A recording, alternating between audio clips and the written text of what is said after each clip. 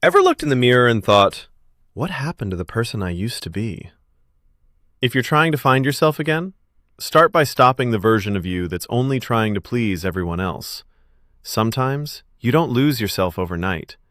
You lose yourself one compromise at a time, one ignored dream, one fake smile, one yes when you wanted to say no. And let's be honest, we've spent hours trying to understand other people, but almost no time understanding ourselves. Sarcastically speaking, we somehow became experts on everyone else's life, while forgetting to check in with our own. Here's the truth. Finding yourself isn't about becoming someone new.